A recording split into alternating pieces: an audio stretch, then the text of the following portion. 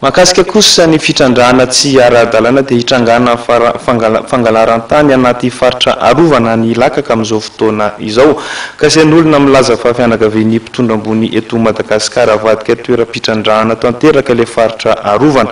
Neona tamin'ny mpanao gazety io maraina io ny mpanao gazety iray avy any Ilakaka izay nanao fandadidina lalina momba ity raharaha ity, mampafantatra indrindra izany toetra ra any an-toerana izany.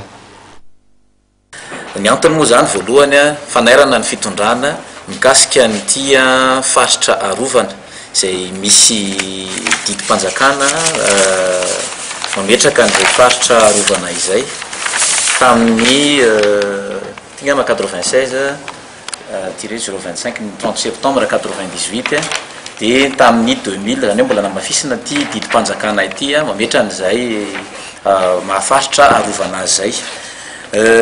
Manaitra ny fitondram-panjakana voalohany indrindra mba hijery akaiky ny toerana io satria potika aloha zany io toerana io noho ny antony maro. Voalohany indrindra misy ny kolikoly zay isan'ambaratonga ny ao amin'ny toerana io zany, mbola miverina ny zavatra nitranga tamin'ny volana desambra aitsika rehetra angambany fa dia lasa atao fitadiavam-boly io toerana io zany amin'izao. Ankoatran'izay rehefa tamin'ny volana février dia nanomboka nisy officier napetraka anaramaso ny toerana io zany tao, zany hoe napetrahana officier tao avy eo nivony gendarmerie iambona anaramaso ny toerana io. Rehefa nisy vato mivoaka tao amin'ny toerana io dia mananaitra ny zareo ihany ny tenako hoe ahoana fa tokony hanao fanadihadiana reo mikasika an'io zavatra mivoaka eny io. Tsy nisy moa zany le fanadihadiana. Rehefa nitoy izay fitrandrahana zay tao amin'ny toerana io dia nisy anafoindray zany nisy olona nitotorany tany tao. Rehefa nisy olona nitotorany tany tao nomboka nandray andraikitra indray aloha zany ny avy eo nivony faritra dia natsahatra ny VOI dia nomena ny naverina amin'ny MNP zany hitantana ny toerana io.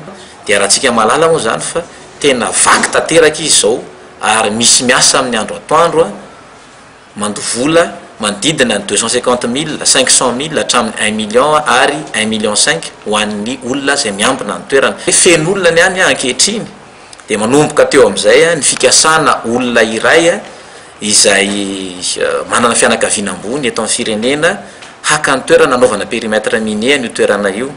Rehefa nanontany ny gendarme ny tenako izay miambina ny toerana io zany tonga teny dia hoe inona ny antondiany zareo.